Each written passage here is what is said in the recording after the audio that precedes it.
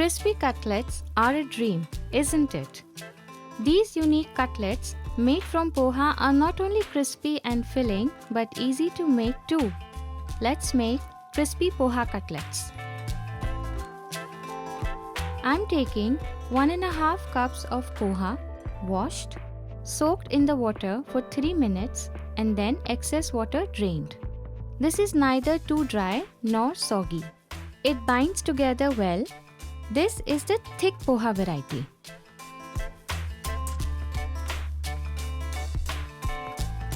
Into this poha mixture, add 3 boiled and mashed potatoes, 1 teaspoon chaat masala, 1 teaspoon red chilli powder, 2 green chilies chopped, 1 inch ginger grated, salt to taste, 1 medium onion chopped, 3 tablespoon coriander leaves chopped, and 1 tablespoon of rice flour. Let's bring this together. In case you don't have rice flour at home, you can even add corn flour. The cutlet mixture is ready.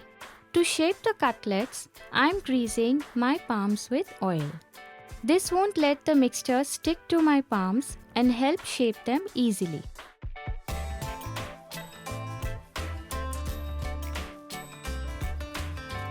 You can shape them in whatever shape you like.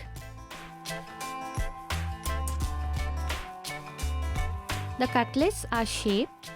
Time to coat and fry. For the coating slurry, I have taken 3 tablespoons of maida. Into this, add 1 pinch of black pepper powder and 1 pinch of salt. To this, I am adding around 1/3 cup of water in batches. Let's mix this.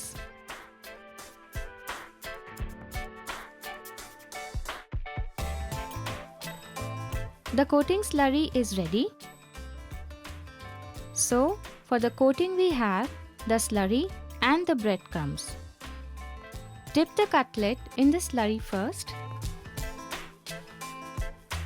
Then coat it with breadcrumbs. This imparts crispiness to the cutlets. Similarly, I am coating all the cutlets.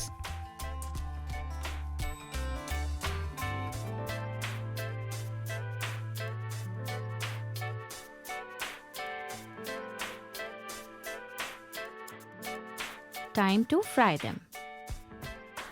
I have oil on heat. Let's slide in the cutlets.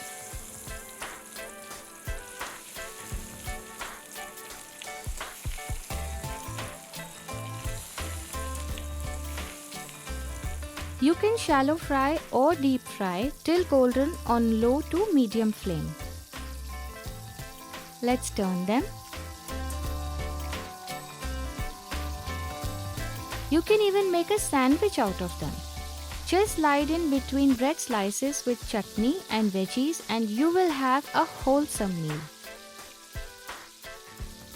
The cutlets are fried. Time to take them out. These cutlets are best served when hot since they become soft when kept for long.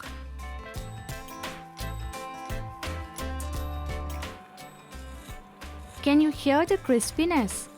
It's music to the ears and a treat for the taste buds. Serve it with ketchup or chutney and enjoy. Until we meet again, eat well, live well and stay blessed.